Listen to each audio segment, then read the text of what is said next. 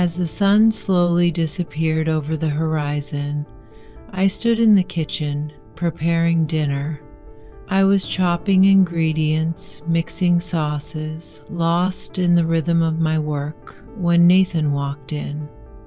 His presence felt heavier than the spices filling the room. He had been away for a while now, and that distance had brought an odd comfort, a bittersweet relief. Nathan wasn't my little boy anymore. He was home from university, carrying himself with a new maturity, an adult energy that wrapped around us both in an unspoken way. He was no longer the child I used to tuck in at night, but a young man, strong, grounded, standing on his own. I turned to look at him, and something about the quiet expression in his eyes stopped me. There was a depth there, something I couldn't quite place. He sat watching me, his gaze no longer the same as the one he'd give me over cereal years ago. I missed that old look, the one that sparkled with curiosity when he would trail behind me asking, "What's that?" while I made breakfast. Now that innocent curiosity was gone, replaced by something I couldn't name. We chatted over dinner, exchanging small talk to keep the atmosphere light. But every time his eyes met mine, I felt as if his gaze was cutting straight through my thoughts, sensing the strange barrier that had grown between us, one that neither of us dared to name. After dinner, he suggested we watch an old movie, one we used to love when he was little. I nodded, grateful for the chance to slip into something familiar. As we sat in the dim light, close to one another, I couldn't ignore it anymore. The way he had changed, the way I had changed. And somewhere deep inside me, I felt caught between the mother in me and something else I didn't want to acknowledge. At one point, he placed his hand on the edge of the couch, barely brushing mine. That was all it was, a tiny touch, innocent enough, but something inside me flared up, and I didn't know why. I pulled my hand away, feeling the tremor in my fingers, quickly looking away, ashamed of what that simple moment stirred in me. I shouldn't feel this. I couldn't feel this. My thoughts dragged me down, leaving me breathless. Making up an excuse about being tired, I stood and retreated to my room, hoping a night's sleep would clear my head. The next morning, I tried to shake off that unsettled feeling, distracting myself by making coffee in the kitchen. Nathan came in, his eyes carrying the same intensity from the night before, that same heavy look that seemed to see too much. When he asked if I wanted to go on a walk, I hesitated, but ignoring the tension growing between us wasn't working. Maybe walking the familiar paths we used to take would bring us back to normal. As we moved through the trees, memories washed over me. I thought of the stories I used to tell him, the picnics, the carefree way he used to laugh when he was a child. But somehow those memories only made the reality more obvious. Things were different now. We had both changed. We turned back toward the house as the sun dipped lower and the walk was mostly silent, except for the rustling leaves and the faint wind. By the time we got home, darkness had settled around us. We stepped inside quietly, as if we had both run up against an invisible wall. I moved to turn on the stove, the sound filling the silence, while Nathan lingered by the door.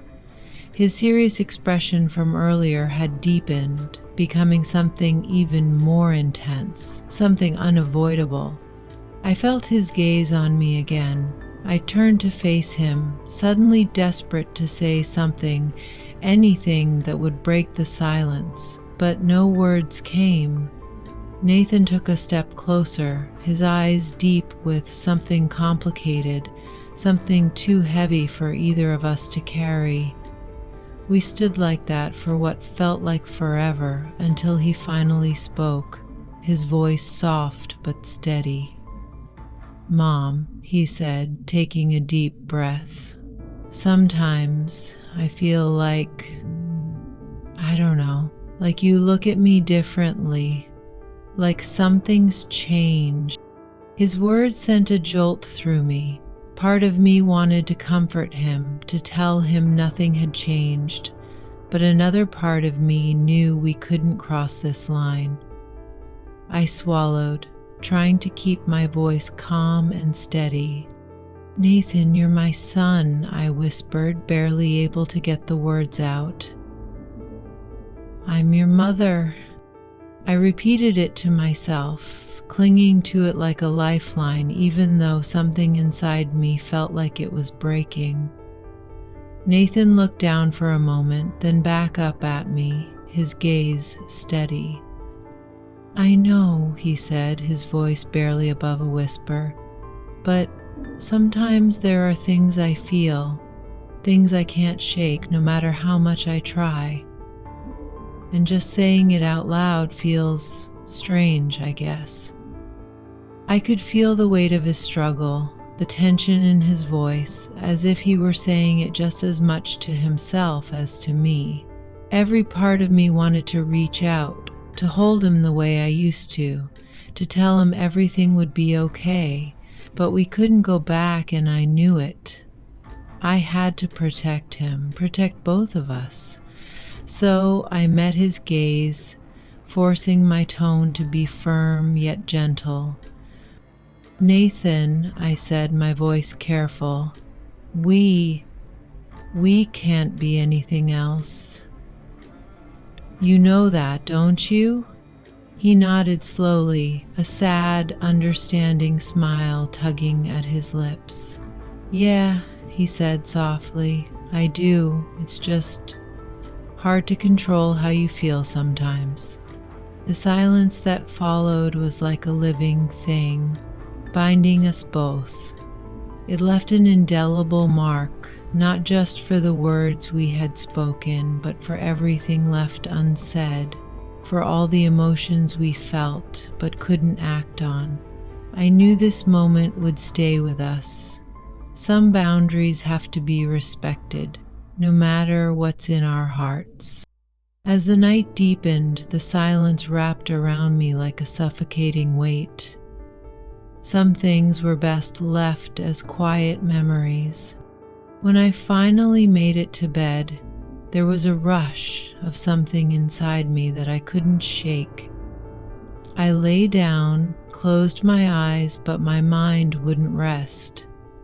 Nathan's gaze, the way he stood so close, the warmth he gave off, it all played on repeat in my head. My heart pounded, and I couldn't quite explain what I was feeling, even to myself. As a mother, I shouldn't feel a pull like this. But the more I thought of him, the harder it became to suppress. Was this just motherly love, or was there something else I didn't want to admit? Honestly, I was terrified by my own thoughts. A battle waged in my mind. One part of me screaming to push these feelings down, to return to the clear, simple love I had always known. But in the quiet of the night, my tangled emotions refused to be silenced. They kept creeping in, whispering questions I didn't want to answer. I didn't know how I would feel come morning, but I knew one thing. I had to find the strength to hold my ground, to keep things as they should be. And yet, a small voice inside me wondered, what if I just let myself feel?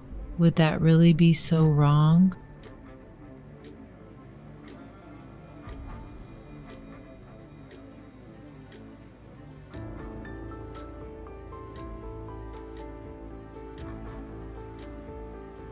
Some roads take you to places you never expected. Sometimes a single choice shapes the rest of your life, And sometimes you don't realize you've stepped onto the wrong path until it's too late. I spent years trying to make the right choices. When I married Richard, I was 35. Until then, I had always dreamed of building a family, of giving my child a loving home one day. But Richard, he never shared the same dreams. At first, he made all the promises a husband should. "We'll build a life together," he said. But as the years passed, I realized I was nothing more than a shadow in his world. Richard never truly prioritized me or the family we could have built. His job, his schedule, his rigid ways, those always came first. At first, I lied to myself. Maybe he would change. Maybe one day he'd notice the emptiness growing inside me. But no, Richard never changed. He stayed exactly the same, and with each passing year I grew lonelier. But Lucas was different. Richard's son from his first marriage. When we met, he was 20, fresh into college, ambitious, driven, full of potential. Richard always kept his distance from him, believing that being a father meant providing money and nothing else. But Lucas wanted more than that. He wanted to prove himself, to carve his own path. He was everything Richard wasn't, and before I even realized it, I started watching him. When Lucas was close to graduating, he made a decision that changed everything. Everyone expected him to take a high-paying job in finance, but instead he said he wanted to be a chef. Richard lost his mind when he found out, yelling, raging, even threatening to cut him off financially. I still remember the echoes of that argument shaking the walls of our house. And then Lucas left. The night after graduation, he packed his things and walked out without saying a word. I never got to say goodbye. I never asked where he was going, because if I had let myself show how much it hurt to see him leave, then I would have had to admit something else, something I wasn't ready to face. It's been 2 years now since he left. I've only seen him a handful of times. The bond we had, it wasn't there anymore. It wasn't supposed to be. And tonight, as I sat there in my broken down car on a dark, rainy road, I realized there was no one else I could call. I didn't know it yet, but everything was about to change. It would go further than I ever imagined, and it would happen all on its own. I picked up my phone, my fingers instinctively hovering over Richard's number, but within seconds I hesitated. Even if he answered, wasn't it obvious what he'd say? "Call a tow truck, Claire. I'm busy." He'd hang up without another word. I swallowed hard. For a few seconds I just stared at the screen. Then I backed out of the call and stopped on another name. Lucas. A strange uneasiness stirred inside me. My finger hovered over his contact. Should I call him? Was this just a call for help, or was it something else? Something unspoken, something unnamed, using this as an excuse. The rain tapped lightly against the windows, and then, in the glow of my headlights, I saw a tall, strong silhouette approaching in the dark. A strange sense of relief spread through me at the sight. Lucas reached the car and knocked on the window. As I rolled it down just a little, his voice came through, familiar and steady. "Olivia, you okay?" My eyes locked onto him. His face was slightly damp from the rain, his features sharper than I remembered. His stance was effortless yet strong. "Wrong?" He wasn't a boy anymore. He was a man. And in these 2 years, it wasn't just the distance between us that had changed. He had changed. I shared with Lenny that I had been killed due to a crack I'd punked. Yeah, the car stopped suddenly and I didn't know what to do, I admitted. I went to visit my mom and it happened on the way back. Richard's out of town again. I didn't call him because I already know what he'd say. Call a tow truck, Olivia. He'd probably even get annoyed with me for it. Lucas tilted his head slightly, something understanding in his eyes. I know why you didn't call him, he said calmly, and don't worry, I got this. He leaned forward, popping the hood open and shining his flashlight over the engine. I watched his hands move with precision, his muscles flexing with each controlled motion. He wasn't just a college kid anymore. There was confidence in every movement, experience in the way he handled things. It's pretty clear this isn't getting fixed here, he finally said, shutting the hood. We'll have to take it to the garage. I need to drive it because the steering might be stiff. You'll sit in the passenger seat. I'll leave my truck here and come back for it later. I didn't question it. I didn't have to. Because I knew, with Lucas here, everything would somehow be okay. The air was humid during the drive, but the silence between us wasn't uncomfortable. If anything, it felt like it was pulling us closer without either of us realizing it. Lucas would glance over at me from time to time, his voice steady as he spoke, filling the space between us with the same effortless ease he always had. And I listened. I watched him, the way his hands controlled the steering wheel, the sound of his voice, the presence of him right there beside me. When he left 2 years ago, I had never admitted to myself how much his absence had left a void in me. Richard had always been distant, but Lucas's presence, that had been different.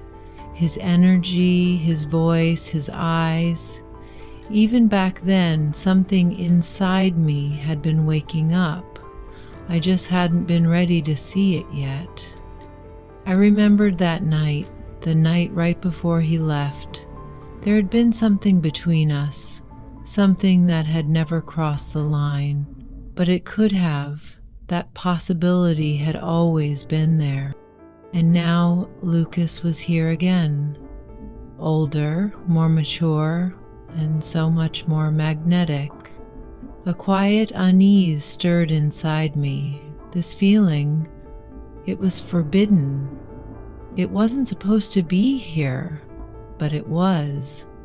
And no matter how hard I tried to suppress it, I could feel it in every breath I took when he was near. By the time we arrived at the garage, I took a deep breath, trying to regain control over myself as I opened the car door.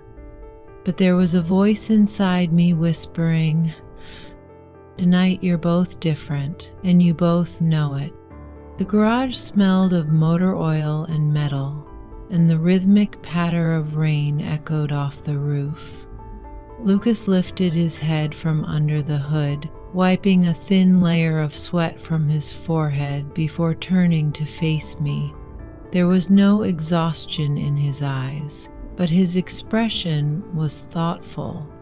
"It's getting late," Lucas said, his voice deep and steady. "If I start fixing this car now, we'll be here till morning. It's better to take care of it first thing tomorrow." I nodded. It wasn't a problem, but something about the way Lucas was standing there made it clear this wasn't just an ordinary night. "The rain's coming down harder," he added. "Stay here. I'll go with a friend to pick up my truck first. Then I'll come back and take you home." I don't want you out in this alone."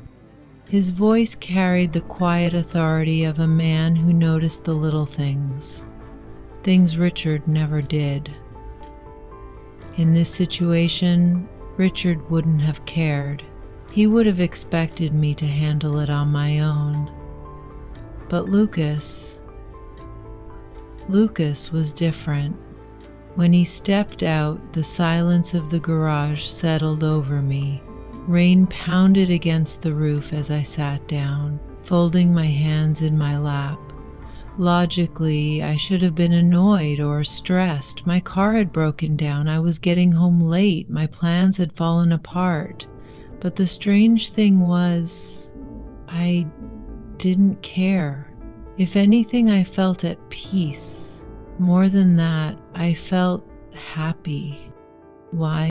This was just a car breakdown, an ordinary situation. But tonight, nothing about it felt ordinary. The way Lucas looked at me, the warmth in his voice, the way his presence filled the space. Something inside me was shifting. As I waited, I thought about it. Over the years, Lucas had grown into a man, strong and independent. But more than that, when he was around, I didn't feel alone. And that feeling, whatever it was, settled deep inside me. The rumble of an engine outside broke my thoughts.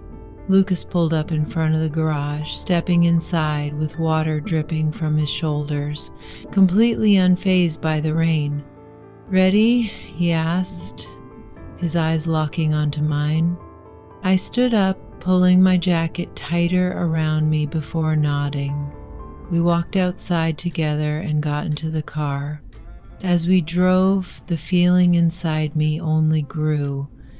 I turned to look at him, trying to find the words to describe what I was feeling.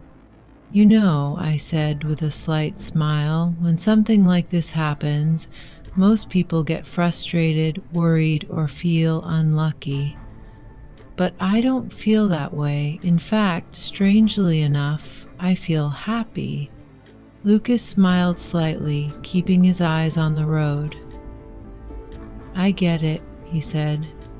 "Sometimes, even at the wrong times, things can feel right." His voice was soft, but there was something deeper in it. It was like the walls I had built around my loneliness were crumbling. In that moment, I realized just how distant Richard really was, how alone I felt even when he was right beside me. And more than that, I realized that Lucas saw it too. The tension between us was undeniable now. I felt an urge inside me, a quiet but persistent whisper. I didn't want this night to end. As we got closer to my house, I took a breath, gathering my courage. "Lucas, you've been dealing with this for hours. You must be starving," I said, trying not to look away. "Come inside. Let's have dinner together like old times." Lucas looked at me for a moment, silent, a brief hesitation, then that familiar warm smile. "How could I say no to that?" he said. And something inside me caught fire. When we stepped inside and I started preparing dinner in the kitchen, all the stress I should have felt from the night simply disappeared.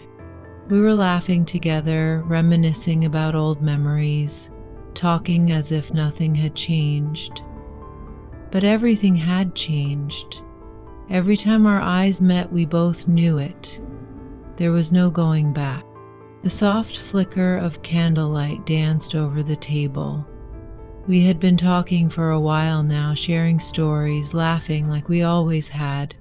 It felt so effortless, so familiar, but the air between us, it wasn't the same. Lucas leaned back slightly in his chair, crossing his arms as he watched me closely. There was warmth in his gaze, but something else too, something playful, something knowing.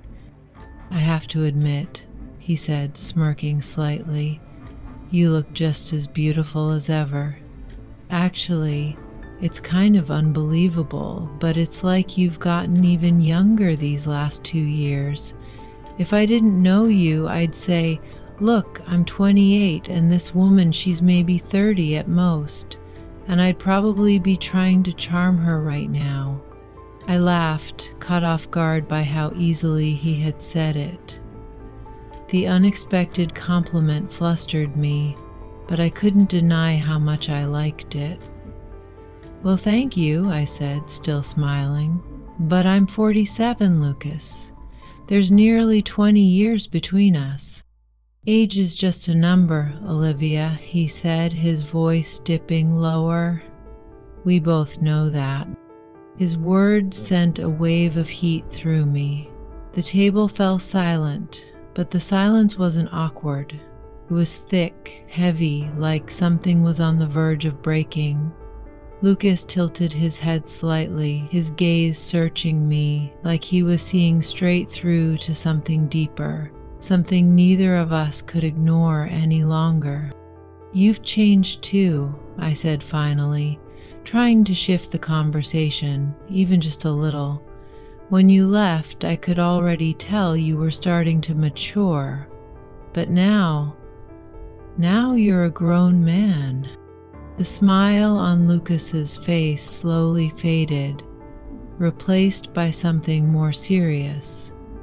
He placed his hand on the table, his fingers lightly tracing the surface, hesitating for just a second. Then he looked straight into my eyes and spoke. "I had feelings for you, Olivia." Something inside me tightened instantly. "Lucas?" "I know," he continued, "I was never supposed to say that, but I don't want to hide it anymore. When I left that house, I thought if I respected you, if I stayed away, I'd forget. I thought it was just something temporary, that it would fade with time, but it didn't." He took a deep breath, his gaze pulling me in, holding me captive. "And now, looking at you like this, seeing you so alone, believe me, it kills me inside." My heart pounded so hard it felt like my whole world had split in two, one side telling me to run, the other, the part of me I barely recognized, wanting nothing more than to sit there and feel every single word he was saying. "Lucas, I couldn't finish my sentence. His eyes were locked onto mine so intensely I felt like I couldn't breathe. And then, without thinking, my fingers stretched across the table, reaching for his hand. Lucas caught my hand in his. His skin was warm, strong, and in that moment everything went silent. We moved at the same time. As we leaned in, we stole one last look at each other before our eyes closed. Then our lips met. At first it was slow, hesitant, but within seconds, everything we had suppressed, every ounce of tension we had ignored for years, was unleashed all at once. Lucas cupped my face gently, pulling me in closer. My body instinctively gravitated toward his. The more I felt his warmth, the more I realized something inside me, something I had lost for years, was coming back to life. At that moment, I knew there was no turning back. Even as Lucas' lips remained on mine, I could feel something waking up inside me, something I had silenced for so long. My hands moved on their own, sliding down his shoulders as he pulled me against him, firm, certain, and completely unshaken. I looked into his eyes, noticing the slow movement of his hand, and it only made my pulse race faster. Something inside me swelled, huge and overwhelming, and though I felt an intense ache, everything kept going, my breath coming in short gasps. I let out sounds I hadn't heard from myself in years, and as if feeding off my energy, Lucas met me at every turn.